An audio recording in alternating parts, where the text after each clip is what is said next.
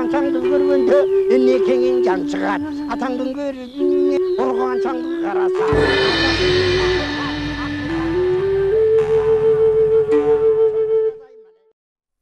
Assalamu alaikum, урматтуу телекөрүүчүлөр. Кайрадан сиздердин назарыңыздарга башканы коюп Манастай теледолбоорубуздун кезектеги чыгарылышын тартуулайбыз.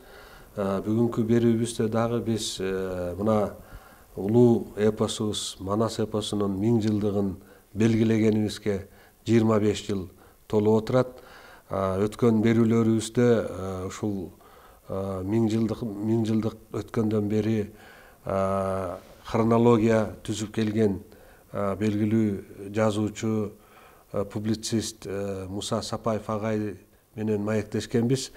Бүгүн ошол маегибизди уланталы деп чечтик. 26 июнь күнү 1992 жылы ушул Манастын 1000 жылдыгын белгилөө боюнча алгачкы токтом чыкканына дагы бүгүн 28 жыл болуптур. Мына ушул боюнча Мусаке атайын баягы өзүнүн архивдерин казып, ошол боюнча чогулткан материалдарынын баарын алып даярданып келип отурат. Мусаке, куш келипсиз анда биздин студиябызга. Ошол указдын чыкканына дагы алгачкы президенттин ушу Манастын 1000 жылдыгын белгилөө боюнча указына 28 жыл болуптур. Ушул указ кандай болуп чыккан, эмне болгон, кимдер ошол юбилейлик комиссияга кирген, уюштуруу тобуна кимдер кирген, ошолар боюнча биздин телекөрүүчүлөргө айтып берсеңиз. Себеби мынакей 4 телеберүү кетти. Биздин көрөрмандарыбыз телефон чалып, сизге да чалып, бизге да чалып, ушул боюнча бир жакшы нерселерди эсибизге салып атасыздар. Ушул жөнүндө дагы кеңирирээк айтып берсеңиздер деген дагы суроо талаптар болуп атат. Бүгүнкү берүүбүздө дагы мен ойлойм ушул суроолорго дагы жооп бере кетебиз деп. Куш келипсиз, анда кеп сизде. Эми улуу бабабыз Манастын 1000 жылдыгын майрамдоо бул кыргыз элинин ошол алмустактан бери келаткан тарыхында дагы, эгемендүү тарыхында дагы бир өтө чоң залкар окуя болгон да. Эми айтылат, баардыгы сөздөн башталат деп. Мындай залкар окуяга чечим кабыл алыш абдан кыйын да. Ошо чечимди кабыл алып, анан кийин буйрук берилгенден кийин кыймыл башталат да. Мына ошол окуяга мына ушул 26 июнда туп-туура 28 жыл толот. Муну албетте биз белгилеп коюшубуз керек, бул бизге парз. Эми мен архивимди карап, ушу демилге кандайча башталган деген нерсенин үстүнөн иштедим. Биринчи башталганда баягы 1990 жылдын 15 декабрында мына могул Кыргыз Республикасынын суверендүүлүгү жөнүндө биринчи декларация кабыл алынат да. Эми бул декларация Кыргыз элинде ушундай укмуштай шыктанууну жараткан да. Ушу эске түшүрүшүп, бизди байыркы доорлордо калмактардын, манжулардын, Кокон хандыгы башка ошол бүт эске түшүрүшүп, мына эгемендүүлүк деп эл ушул эгемендүүлүк жөнүндө декларация кабыл алынган, ошо темасы эле элге жетиштүү болгон, анын эмне жазылганына көңүл бөлгөн эмес. Мына мен өз башынан өткөргөн ошол улуу күндөрдү, даңгазалуу күндөрдү ушундай элибиз кубанып, айылдарда түлөп өткөргөнгө чейин барышкан. Айрыкча айыл эли, тоо эли укмуштай ушундай толкунданганда, анан ошонун күбөсү катары абдан жакшынакай билем.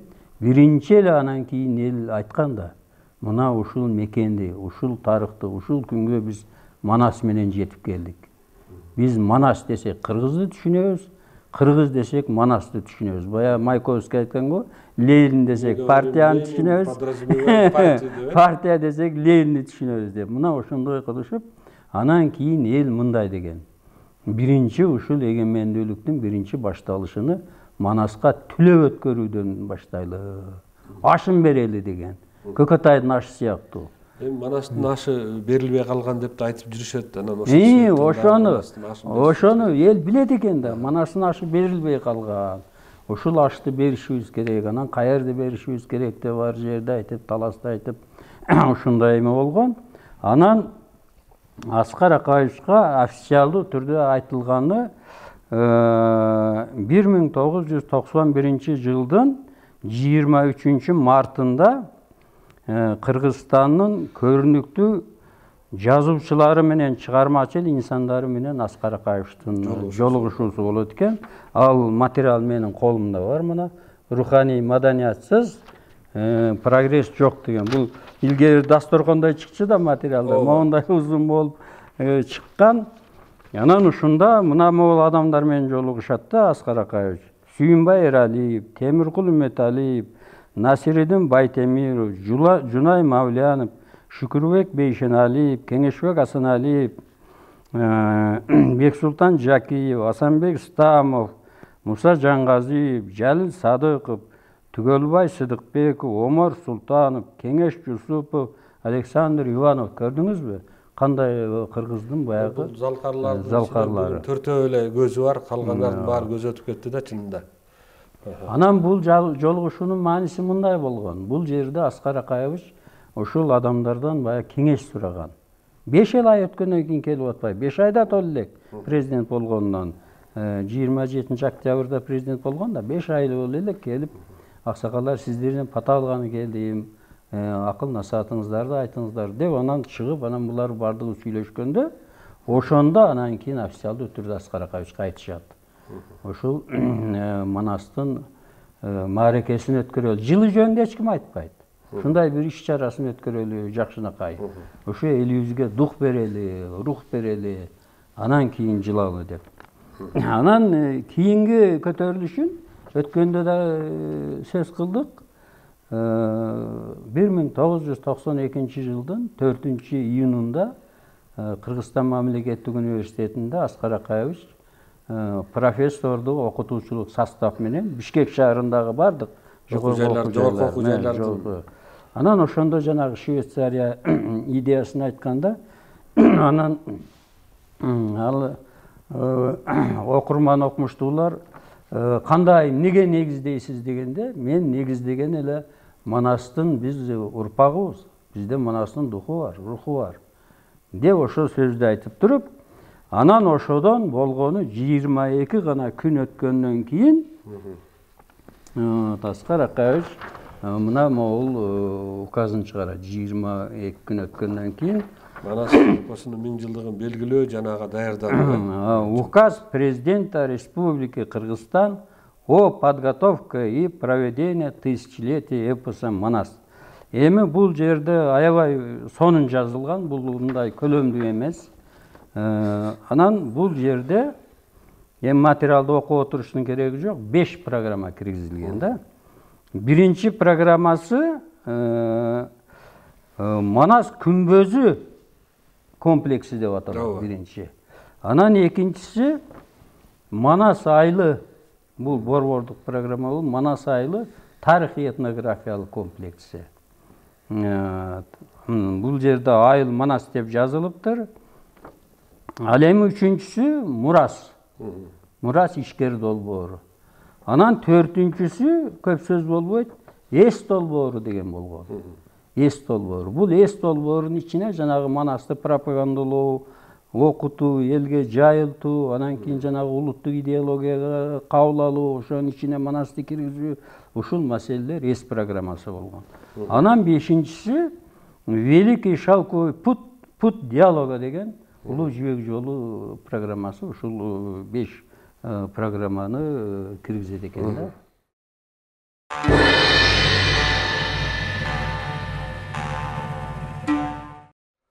Указга кирген 5 программанын негизинен булар аткарылды да. Манастын 1000 жылдыгы белгиленди. Анын алкагында Мурас долбоору иштеп, Манас 1000 дирекциясы ачылды. Ошол дирекциянын алдында жанагы эс эмеси дагы ошол жерде болду. Анан Манас Ордо комплексин түзүү, күмбөздү бак эметүү боюнча ошол жерде имараттар салынды. Бул жерде Манас айылы салынды. Демек мына указда көрсөтүлгөн программа толугу менен ишке ашты десек болот да. Мында бир кызык жери бар, Темирбек мырза. Бул жерде Манас күмбөзү комплекси деп аталат да. Бул мындай болгон. Муну бая Таласта Манас күмбөзү бар го. Ооба. Муну зыяраттык борбор кылабыз деген идея ушундай болгон экен да. Мына азыр бизде ушул күндүн көзү менен карасаң, мен үчүн мисалы туура болгон деп эсептейм да. Себеби дегенде азыр бизде 3000ден ашык мечиттер бар, туура. 2000ден ашык намазкана бар, 80ден ашык окуу жайлар бар. 130-140 миңдей адам бизде барып ажы болуп келишти. Мусулман. Мындайча айтканда ошол жерге барышып, зиярат кылып, ошол жерде Куран окуп, колунан келсе түлөө өткөрүп, курмандык чалып келе турган борбор болуш керек деген идея болгон экен биринчи. Анан кийин биз бул светтик мамлекетпиз. Биздин конституцияда светтик деп жазылган деп маселе көтөрүлүшүп, анан кийин ал теманы кийин Манас Ордо деп аталып кетет да. Анан Манас Ордо тарыхый этнографиялык комплекси деп аталат. Ооба, тарыхый этнографиялык комплекси деп аталат. Анан айта кете турганы, жанагы Улуу Жибек жолу деген программаны бул жерге киргизген да туура болгон. Себеби эгер биз Манастын жүрүштөрүнө назар сала турган болсок, бүт Улуу Жибек жолу менен кетет. Манастын кыймылы Улуу Жибек жолу менен кетет. Ошону бул жерде туура эске алган. Анан Аскар Акаевич өзү да айткан, биз бул указды даярдаганда дүйнөлүк тажрыйбаны эске алдык. Мына эпикалык ушундай ысымдарды, тарыхый нерселерди даңгазалоонун мына Европада, Испания, Италия, Франция, Англияда укмуштай күчтүү традициясы бар да. Америкада дөнөгө атат, Японияда. Мына ошолор ушундай экен да. Ушундай болуп ушул жерден кеткен да. Анан улуттук комиссия түзүлгөн. Ошол эле указдын менен кошо улуттук комиссиянын дагы составы бекитилген указ менен жанагы. Ошол составка кимдер кирди экен? Ошону мен азыр окуп берейин деп атам. Состав Национального организационного комитета по подготовке и проведению тысячелетия эпоса Манаса. Чыңгышев Турсун, премьер-министр Республики Кыргызстан, председатель Национального комитета. Эркебаев Абдыган Эркебаевич, вице-премьер-министр Республики Кыргызстан, заместитель председателя Национального комитета. Койчуев Турар, вице-президент Академии наук Республики Кыргызстан, заместитель председателя Национального комитета.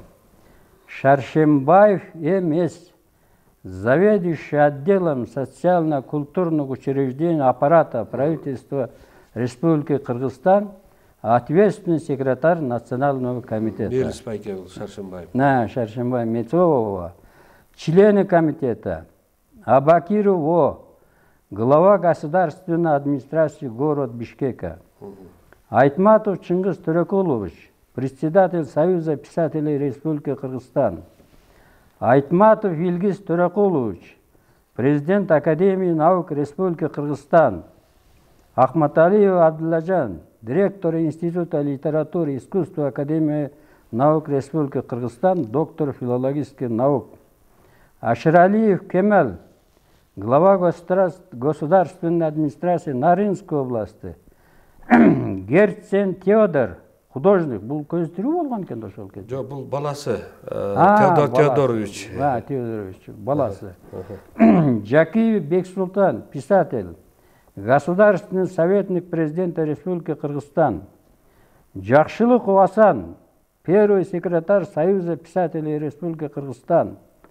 Жакыпбеков Ашим, главный редактор еженедельника «Кыргызстан маданияты». Жумагулов Апас, глава государственной администрации Чуйской области. Йордан Андрей Андреевич, министр торговли и материальных ресурсов Республики Кыргызстан. Карасаев Хусейн, профессор. Кыдырбаева Раиса, заведующая отделом Института литературы и искусства Академии наук Республики Кыргызстан, член-корреспондент Академии наук Республики Кыргызстан. Муралиев Амангелди Мурсадыкович, министр экономики и финансов Республики Кыргызстан. Назарматов Даниил Мукашевич, министр культуры Республики Кыргызстан. Осмонов Бекмамат, глава государственной администрации Жалалабадской области. Саадамбеков Жумагул, глава государственной администрации Иркутской области. Садыков Джалил, драматург, председатель Национального фонда предпринимательства Республики Кыргызстан. Жалил Мырза ишкерлерди башкарган экен да. Сарголов Дастан Исламович, глава государственной администрации Таласской области. Сыдыков Батыралы, глава государственной администрации Ошской области. Сыдыкбеков Түгелбаев, академик, народный писатель Республики Кыргызстан. Турсуналиев Эстебес, акын-импровизатор. Усенбаев Кушвак, профессор, доктор исторических наук. Тойчебеков Юрсулан Жуманович, председатель общества Манасата. Убыкеев Мелис, кинорежиссер. Шамшиев Болот Төлөнович, кинорежиссер. Акеев Төлөмүш, кинорежиссер. Абакиров Эмил, председатель Совет Федерации профсоюзов. Мына ушундай абдан салмактуу комиссия түзүлгөн экен да. Өзү негизи чынында эле мына бүт областтардын губернаторлору, анан белгилүү биздеги жазуучулар, Түгөлбай Аксакал баш болгон, Чыңгыз Агай баш болгон, кинонун баягы метрлери, чоң режиссерлордун бардыгы кирген экен. Эми режиссерлордон бизде Вселенная Манасы деп Мелис Убыкеев тарткан, Болот Шамшиев Саякбайды баягы Манасчы деген фильмин 63-жылы дипломдук иш катары тартып эметкен. Кийин Манас 1000 белгиленгенде ошол Оюн Зооктун режиссеру болуп, жетекчиси болуп жүрдү да Болот Шамшиев. Бул адамдардын бардыгы тең эле ушул Манаска өздөрүнүн салымын кошконун биз билебиз. Булардын ичинде Бексултан Жакиев кийин Кыргыз Республикасынын баатыры болбоду. Манас бул Сагынбай, Саякбайлардын вариантын баягы компиляция кылып, баягы хронологиялык түрдө окуучулар үчүн хрестоматиялык окуу китебин чыгаргандыгы үчүн да баатыр наамын алды. Бүгүнкү күндө дагы бул байкебиз ошол Манас боюнча өзүнүн билген баягы акылын айтып келүүдө. Даңазалап келүүдө.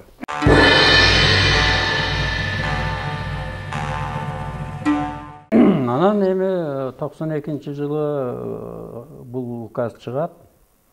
Анан эми буга акча керек да, финансировать этиш керек да. Анан ошо финансы маселеси жылдын аягына чейин чечилип, анан кийин 93-жылдын 20 февралында Кыргызстандын өкмөтүндө, анан жанагы Чыңгышевдин жетекчилигинде бүт баягы азыркы комиссиянын составы, бардык министрлер, депутаттар, ушу кыскасы Кыргызстандагы баш көрүнгөн адамдардын бардыгы чогулуп, анан биринчи эме өтөт. Жыйын өтөт ушуну эме кылып, анан ошол 3 жылга 30 миллион сом бөлүнүп, 30 миллион. Ошонун белгилүү бөлүгү тийип, анан ошол жерден башталат экен. Мына мындай делет да, Манас 1000 мамлекеттик дирекциясына Кыргыз элинин Манас эпосуна байланышкан рухий жана материалдык мурастарынын эзелтен берки байманасын кайра жаратуу боюнча төмөнгүдөй ишкер долбоорлорду уюштурууну жана турмушка ашырууну тапшыруу, камсыз кылуу тапшырылсын дейт. Талас областында Кыргыз улутунун рухий жаккан биригишинин борбору жана көз каранды эместигинин символу болууга чакырган Манастын күмбөзү деген кыргыз улуттук тарыхый маданий комплексин түзүү. Бишкек шаарынын чет жакаларында бүткүл элдик оюн зоок өткөрүүчү эл аралык майрамдарды жана фестивалдарды өткөрө турган чет элдик меймандарды жана туристтик топторду кабыл алуучу салтанатка айланган жер катары Манас айылы этнографиялык комплексин түзүү. Республикада болгон бардык массалык маалымат каражаттарынын илимдин, маданияттын жана элге билим берүүнүн кыргыз эли жөнүндө объективдүү тарыхый чындыкты калыбына келтирүүдө күч аракетти бириктирген бирдиктүү ЭС илимий үгүт насаат координациялык органын түзүү жана ЭС долбоору. Областтык жана Бишкек шаардык мамлекеттик акимдиктерине ошол Манастын 1000 жылдыгын колдоо боюнча иш-чараларды колдоо жана пропаганда боюнча иш-чараларды өткөзүү. Бишкек шаардык жана Чүй областтык мамлекеттик акимдиктерине 1 айлык мөөнөттө Манас айылы жана ЭС ишкердүү долбооруна өндүрүштүк жайларын, жер участкаларын, анын ичинде Манас айылы этнографиялык музейин куруу үчүн участкасын бөлүү жөнүндөгү маселе 1 айлык мөөнөттө чечүү тапшырылсын дейт.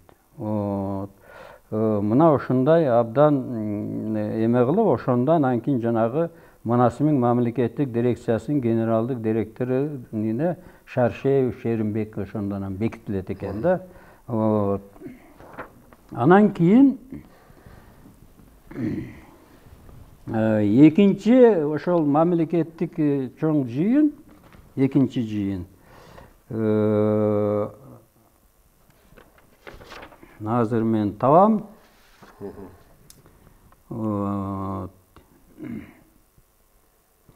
1992 жылдын майдын башталышында экинчи чоң жыйын болот экен. Мына ошол экинчи чоң жыйындын иши боюнча ал кезде Ашим Жакыпбеков ошол жанагы Манас генералдык дирекциясынын кызматкери болуп, ошол жерде иштеп калат экен дагы. Анан гезиттин дагы редактору катары мына моундай ошол жанагы жыйын боюнча чоң баягы өзүнүн репортажын жарыялаганда ошондо эмне каралган. Анан бул жерде абдан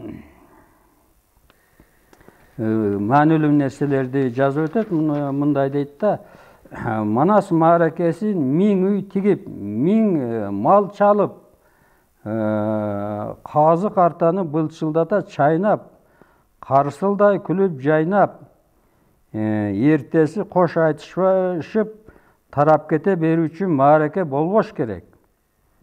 Той да болор, бирок тойдун эртесинде түндөп көчөгө качкан журттун сапырылган күлү калгандай болбош керек. Ал үчүн өкмөттүн тапшырмасы менен мамдирекция дубан аймактарга чейин уюштуруу топторун түзүп, ушул ишти жапа-тырмак кабыл алышыбыз керек деп жакшынакай оюн айтат да.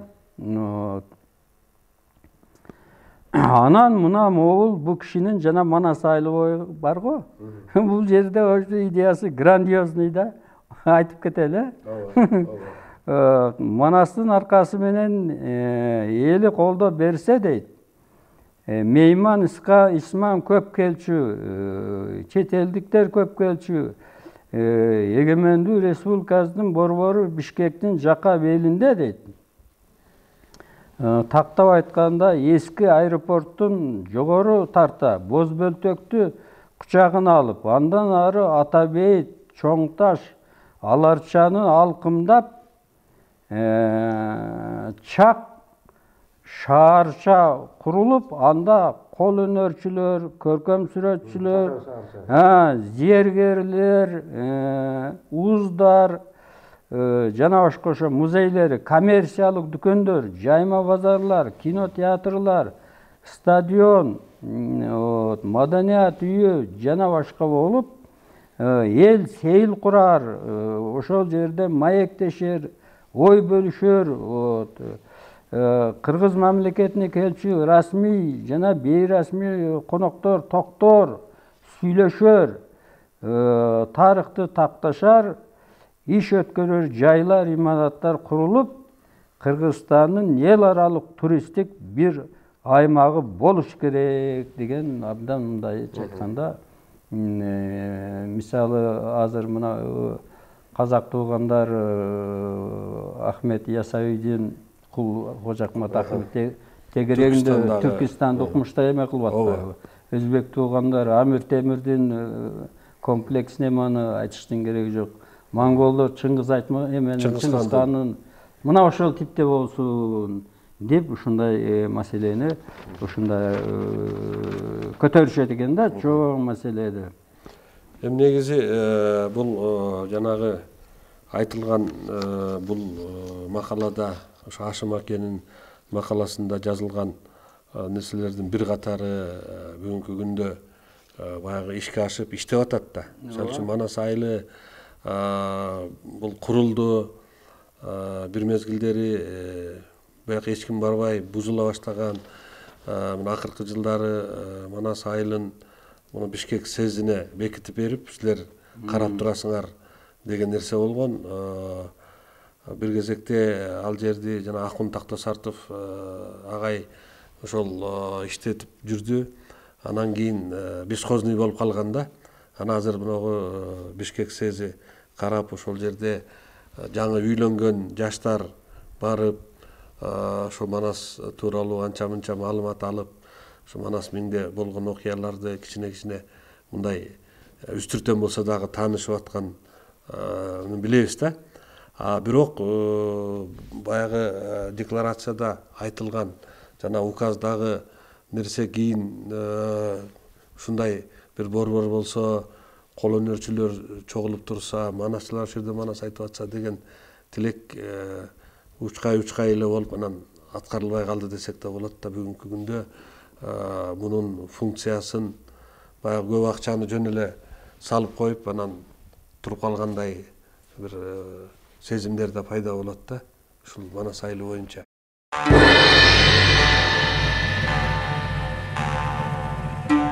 Бул жерде бир чоң ой ошо жанагы чоң жыйында талкууланган экен да. Мынау Манастын жанагы Алоо экенин зомбулугунан кутулуу, анан кийин барып Алтайга барып, Алтайдан Ала тоого көчүп келүү. Мына ошол Манас жолу деген аталыштагы фильм тартылыш керек деп, анан ошо боюнча да айткан экен. Бул жагы кандай болгон, мен аны айта албайт экенмин. Аны өзүңүз фильм тартуу жагы сөз козголгонбу же канчалык козголгон? Фильмде баягы Мелис Убукеев жана Вселенная Манасы деп, Манас ааламы деп фильм тарткан. Бул кишинин 98-жылы Манас 1000 жылдык өткөндөн кийин ошол кыргыз элинин Улуу Манасы деген орус тилинде китеби жарык көргөн. Андан тышкары ошол Манас эпосун кайрадан басып чыгуу боюнча дагы иштер иш планга кирип, анан бүгүнкү күнгө чейин ошол академиянын фондундагы фонуна чогулган Манастын варианттары жарык көрүп келүүдө да. Бир 15 вариант жарык көрдү бүгүнкү күнгө чейин. Бул жагынан эми иш жүрүп атат, бирок кандайдыр бир солгун жайра болуп атат, жайраак жүрүп атат. Негизинен мына жакында эле Сооронбай Шариповичтин указы менен Манас академиясы, Манас жана Айтматов академиясы деп түзүлбөдү. Эми бул академиянын дагы аткара турган иши өтө чоң деп ойлойм. Бул кыргыз элинин алдында ушул Манас эпосун мындан ары дагы пропагандалоо боюнча биздин улуттук академиядагы Айтматов институту менен биргеликте ошол жерде баягы Кыргыздын алтын казынасы десек болот, руханий казынасы, баягы архивтери бардыгы ошол жерде сакталып атат да. Анан ошолор менен биргеликте бир иш жүрсө, мамлекетибиздин дагы руханий эс тутумун бир жаңы бир деңгээлге көтөрүүчү шарттар бар деп айтсак болот да. Анан ошол жанагы Манас Миңжин идеясын башталып, аягына чыгышыны анан мына моундай кылымга тете 5 жыл деген хронология түзүлгөн экен, баягы Манас Миңнин жыйынтыгы мененчи. Эмне иштер аткарылыш керек деп. Анан бул жерде мында 2 маанде эме болгон. Аскар Акаевичтин бийлик мөөнөтүнүн 5 жылдыгы, анан жанагы Манасты ушул өткөрөлүү деп башта жылын айтышкан эмес экен. Анан эми 1000 жылга кандай токтогон, аны темирге өзүңүз айтсаңыз керек. Азыр мен кичине эме кылып кетейин, анан мындай кылып. Анан ошол Манасты эме кылганда, баягы биз кутулбай жүргөн баягы коррупция деген бар да. Ошо коррупция маселеси дагы ушул эмеге карата бир 3 жолу абдан көтөрүлгөн экен. Жөнүн окуп кетейин. 1994 жылдын 24 августунда президент мамлекеттик коррупцияга чечкиндүү күрөш жарыялады дейт. Коррупцияга биринчи ошо күрөш жарыялайт экен. Ошондой эле 29 мартта Акаев кылмыштуулукка каршы күрөштү күчөтүү жана коомдук тартипти чыңдоо боюнча республикалык кеңешме өткөрөт экен. Андан кийин дагы бир чоң коррупцияга каршы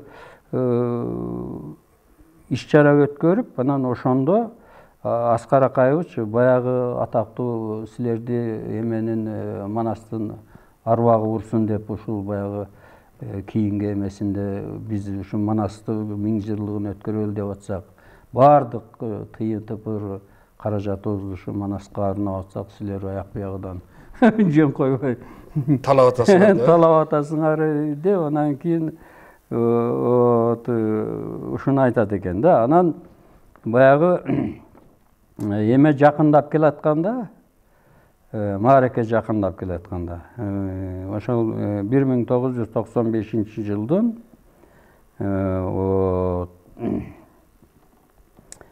16 августунда Түркиянын премьер-министри Тансу Чиллер айым атайын ошол Түркиянын президентинин тапшырмасы менен келип бул жерге ушу Манас Миңге Түркия жардам берген да. Анан жанагы ошондо эле мына Манас Түрк университетинин маселеси чечилет. Анан ушудан кийин жанагы түрк ишкерлери келип абдан иштей баштабады, бул жака келип иштей баштады.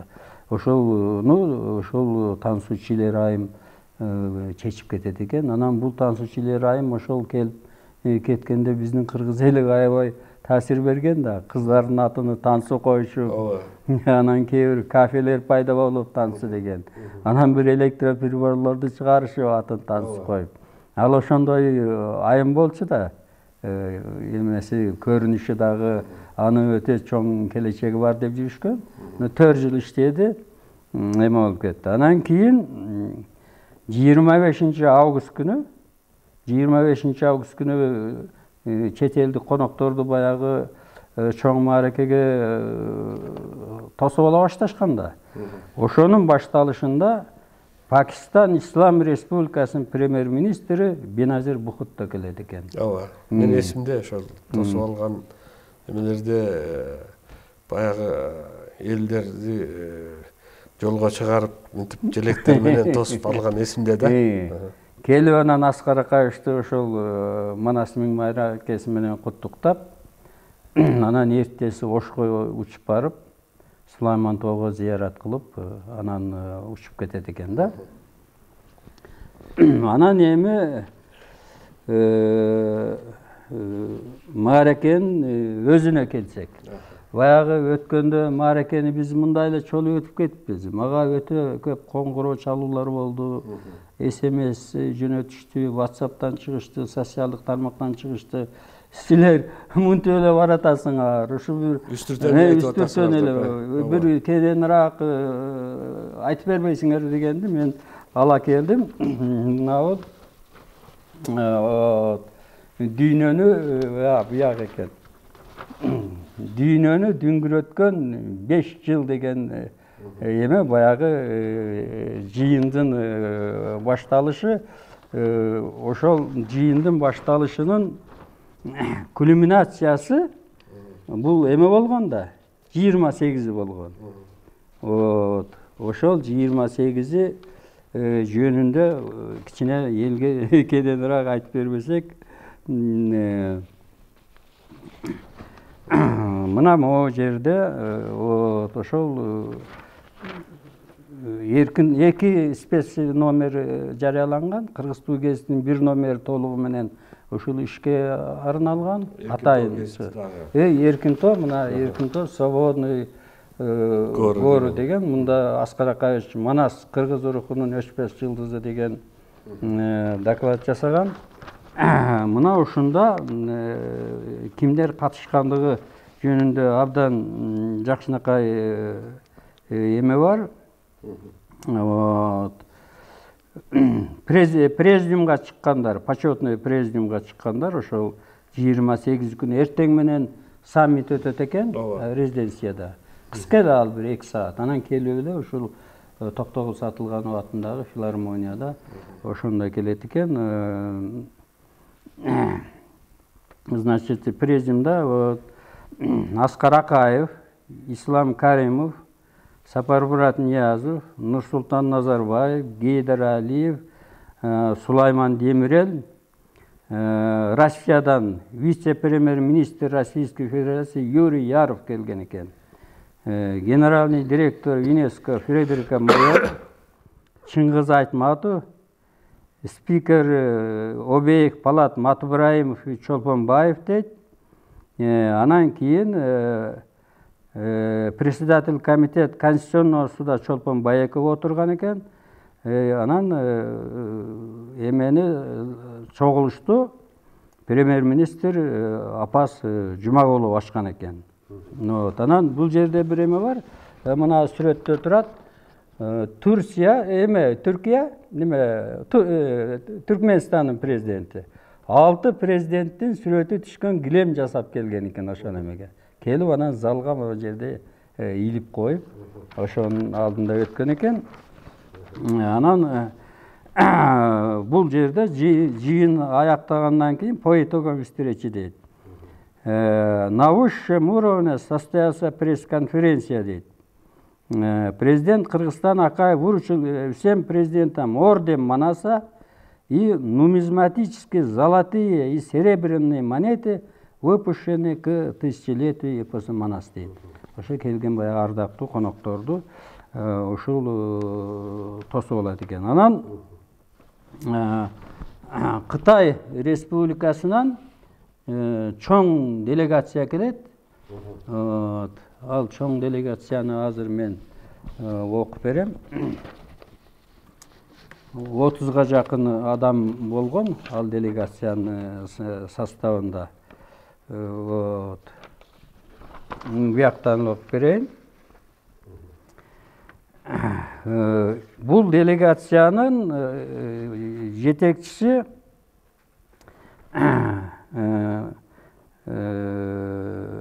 заместитель председателя Государственного комитета Кытайской Народной Республики по делам национальности Ван Цзин деген келген экен. Бул деген өтө бийик кызмат да. Ошол Кытайдын төрагасынын орун басары келген экен. Анан ошону Аскар Акаевич 30 август күнү Кытай делегациясын өзүнчө кабыл алып, анан булар 31 күнгө эмеге катышат. Эгемендүүлүк күнүнүн майрамына катышат. Ошондо Кытай делегациясы Вен Цзин баштаган делегация. почти 5 күн жүргөн болот да булар. Мындайча айтканда ошол мааракеге өтө негиздүү катышып, анан өткөндө сөз кылдык. Мына ошол иш-чарадан баргандан кийин анан булар анан Манаска болгон баягы көңүл бөлүүнү өтө баягы жогорку деңгээлде өткөргөн да. Ошонун боюнча өзүңүз билсеңиз керек. Эми бул Кызыл Суу автоном областынан дагы ошо делегациянын баягы составында бир топ адамдар келген. Алардын башында ошол убактагы Синжан Уйгур автоном областынын автоном районунун экинчи жетекчиси Шаршыбек Сыдык деген кулжалык кыргыз аксакал жетектеп келген. Кыргыз делегациясын анын составында ошол мезгилде Жүсүп Мамай Манасчы дагы кошо келген.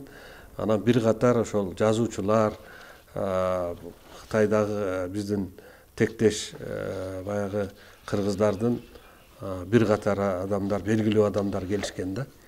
Анан бул дагы өтө кыргыз үчүн, биз үчүн өтө бир баягы жагымдуу, анан бир жакшы маанай жараткан иш-чара болгон. Себеби биз баягы 69-жылдан кийин Кыргызстан менен Кытайдагы кыргыздар менен Кыргызстандын ортосундагы байланыш үзүлүп калган да. Үзүлүп калган. Анан баягы Советтер Союзу менен Сталиндин баягы 20-съезде культ личности каралгандан кийин Мао Цзэдун менен Сталиндин ортосундагы мамиле жакшы болгон да, аябай. Анан баягы мамилелер үзүлүп, анан Советтер Союзундагы бул Кытай менен мамиле бузулгандан кийин өтө мындай курч абал жаралгандагы ошол биздин тияктагы кыргыздар деле айтып атпайбы?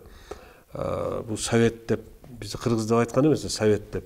Советтин музыкасы жакшы деп, адамдары жаман экен деген нерсеге чейин барганбыз деп айтышкан да.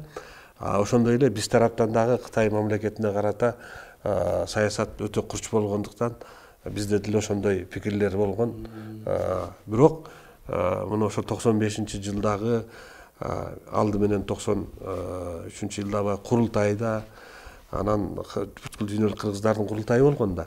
Андан кийин Манастын 1000-жылдыгында ошол байланыштар кайрадан чыңдалып, кайрадан баягы жаңы бийиктикте, жаңы эмеде болгон.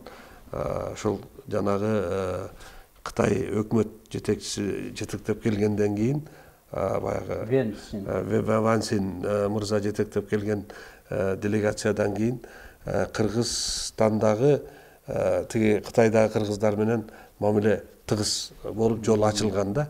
Айтсак, кээ бир туугандар жарымы биякта, жарымы тиякта болгон байланыш үзүлүп калган да. Анан кайра карым-катнаш жакшырып, мамиле жакшырган болчу да. Ушуну айтсак болот. Анан Кытайдагы манасчылардын манасын изилдөө дагы биз үчүн мүмкүнчүлүк түзүлгөн деп айтсак болот. Жол ачылган экен. Жол ачылып, мүмкүнчүлүк Дегеле түзүлгөн. Кытайлык кыргыздарга көңүл жакшы бөлүнө баштаган экен. Мектептерди кура баштайт. Анан кийин баягы өздүк көркөм чыгармачылыгына көңүл бөлүшөт. Ушундай болгон экен да. Анан дагы бир нерсени айта кетиш керек. Ошол жанагы дүйнөнү дүңгүрөткөн 5 күндөгү баягы кульминациялык 28 август күнү 29 мамлекеттин жетекчилери ошол Манастын 1000-жылдыгын куттуктаган экен. Алардын көпчүлүгүнүн куттуктоосу бар, бирок бир экөөнү белгилей кетишке туура келип атат. Его превосходительству господин Акаева, президенту Кыргызской республики. Уважаемый Оскар Акаевич, в связи с празднованием выдающегося события тысячелетия национального эпоса Манас передаю вам и в вашем лице всему кыргызскому народу искренние поздравления и наилучшие пожелания. Манас вобрал в себя духовную силу кыргызского народа, мудрость, размах и широта его таланта. Это древнейший памятник основа народного творчества занимает достойное место в сокровищнице мировой культуры. Заложенную в эпосе «Манас» идеи единения народов, братского взаимопонимания и мира хорошо понятны и близки россиянам. Они находят свое отражение и в российско-кыргызских отношениях.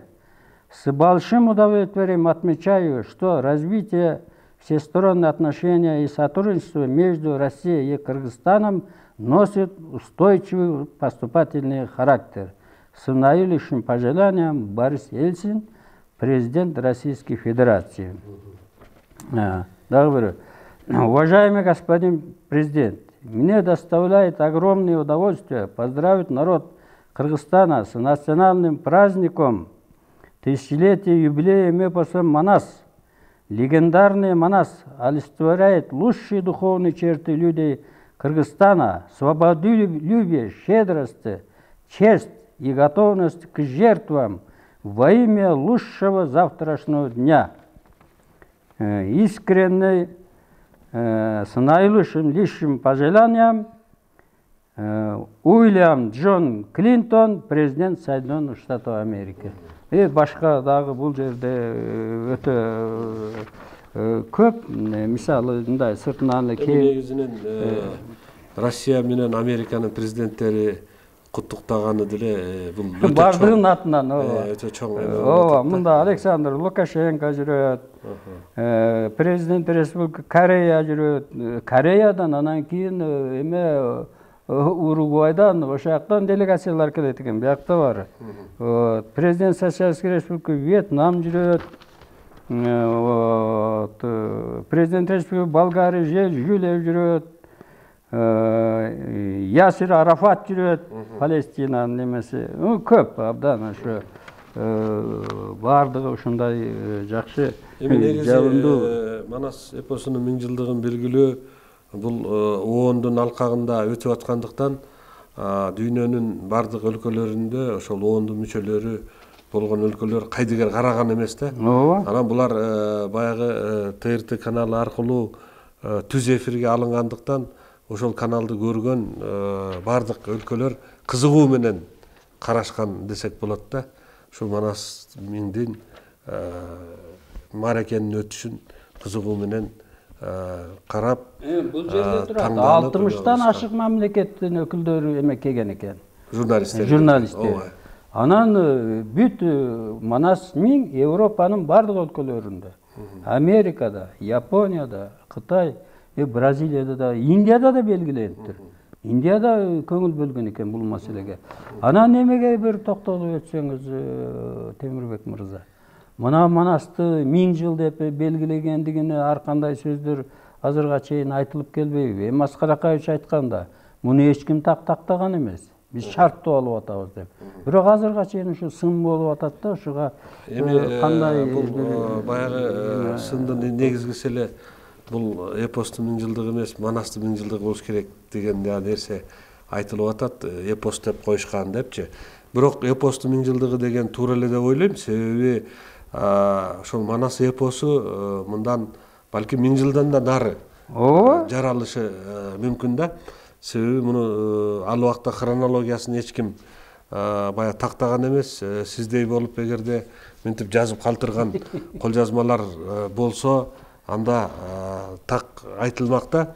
Бирок бул өткөндө да айтпадык, 40-жылдары эле ушу Манастын 1000 жылдыгын белгилейбиз деген демилгелер болгон. Бирок белгилүү бир себептер менен өткөрүлбөй калган. Биринчи жолу жана 37-жылдагы, 38-жылдардагы репрессияга учурап калып өтпөй калган. Кийин болсо дагы белгилейбиз деп атып, атамекендик согуш чыгып кетип, согуштан кийин баягы талкаланган экономиканы кайра калууна келтирүү маселеси тургандагы Манастын 1000 жылдыгы белгиленбей калган.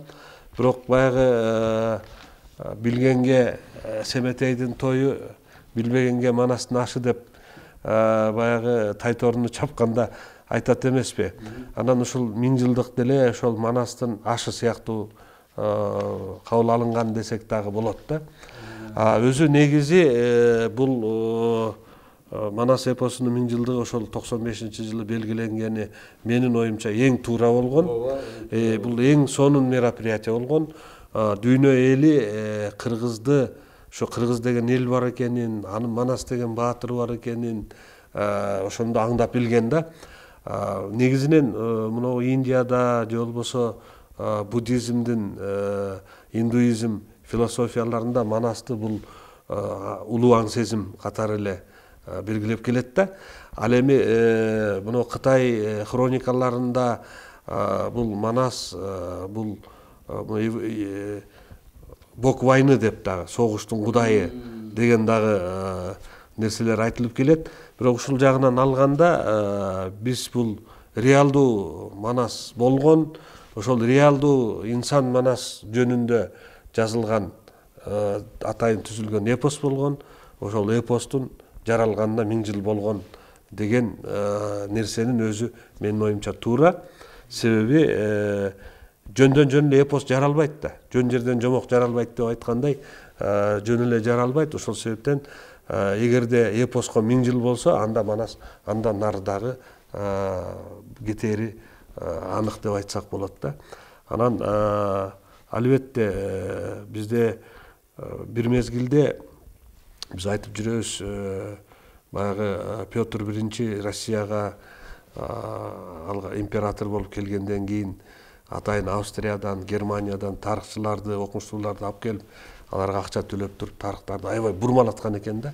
Бурмалаткан. Анан 400 жыл бою бул кыргыздын тарыхын, түрктөрдүн тарыхын такыр мындай бурмалаганы бир болсо, экинчи жагынан изилдегенге тыюу салынган учурлар дагы болгон да. Эми муну биз бир четинен алсак, баягы мисалы үчүн Манас эпосун деле акыркы жолу 52-жылы биз баягы тыюу салып, атайын конференция өтүп, Манас бул реакциондук экен, бул пан-исламисттик экен, пан-түркистик экен деген жарлыктар тагылып туруп, анан таптакыр жоюп салганга чыгарбай койгонго аракет кылышкан да. Андай күчтөр деле болгон. Андай күчтөр бүгүнкү күндө деле бар. Анан ошол күчтөр бүгүнкү күндө бул туура эмес, Манас бул жомок болсо, анан эмне деген нерселердин баарын айтып келишет да. Бирок биз баягы кыргыз болгондон кийин биз ошол Манасыбыз менен сыймыктанып, Манастын ичиндеги көп ачыл элек сырлар толтура, ошолорду четинен кичинеден ачып бүгүнкү күндө биздин телекөрөрмандарга, окурмандарга жеткизип келебиз да. Бүгүнкү күндө дагы ошо Манасты бөлүп жарып, бул салттуу Манас, бул салттуу эмес Манас деп бөлүп жарган дагы күчтөр бар да. Анан эми биздин негизги максатыбыз мына сиз менен бүгүн 5-чи телеберүүнү тартып атабыз. Ошол Манастын 1000 жылдыгын белгилегендин 25 жыл болуп кеткендигин айтып атабыз да. Ошондон бери мына сиз 40 дептер жазып, ошол ар бир газетага чыккан макалалардын баарын кыркып, сактап, өзүнчө бир хроника кылып келесиз. Бул дагы балким дагы 100 жыл, 200 жыл өткөндөн кийин биздин урпактар мына ушинтип бир эки аксакалыбыз отуруп алып сүйлөшкөн экен, айткан экен, бир аксакалыбыз мынтип жазып жүргөн экен деп дагы келечекте айтып калышы баягы мүмкүн. Анын биз эми баягы тарыхтын жазылбай калган, эметпей калган дегендин да көп себептери бар экен да. Ачылбай калган бүктөмдөрү деп себеби чаң басып калган китептерди өрттөгөн, диний кызматкерлер өрттөгөн болсо бир жагынан, экинчи жагынан жанагындай Майер, Шлицер, Байер деген немис окумуштуулары келип туруп, анан бул түрктөр, скифтер деп анан баарын чалды куйду кылып туруп чаташтырып салган да. Анан сиздин социалдык тармактан көрдүңүз болуш керек. Жакында эле бир орус аялдын берген эмесинде бул YouTube'да жүрөт, көрүшсө болот.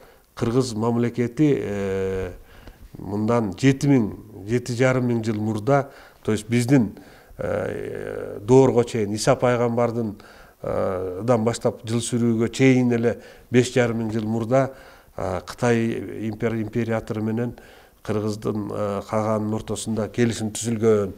Ал келишимде жеңген тарап катары Кыргыздын алтынын Кытай императорлору акыр заманга чейин сактап беребиз деп келишимге кол койгон деген маалыматты айтып атат да.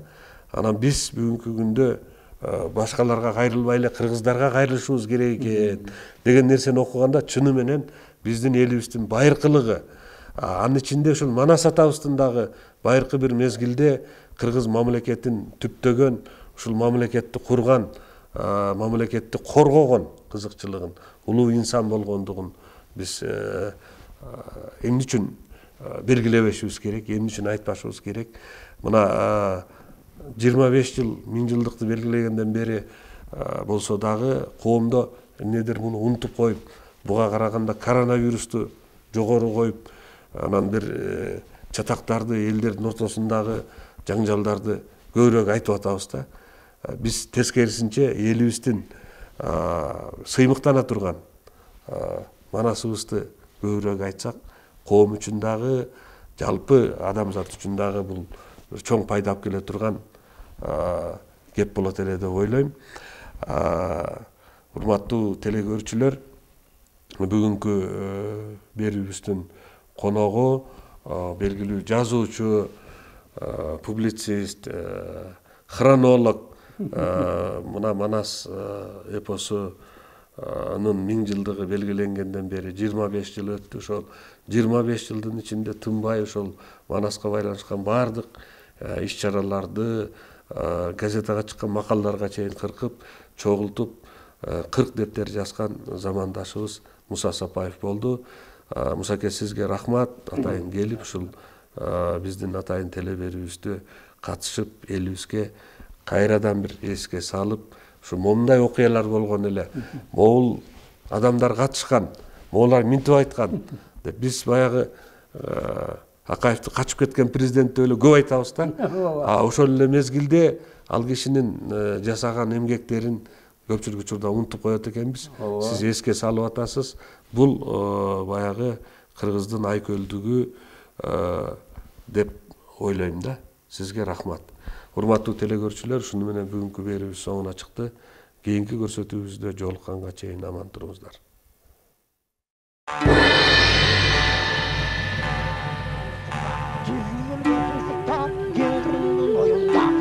Deniz boyunda orgu çan çıkar. Orguan çandı görgende eline kengin can çıkar. Atandın görgende orguan çandı karasa.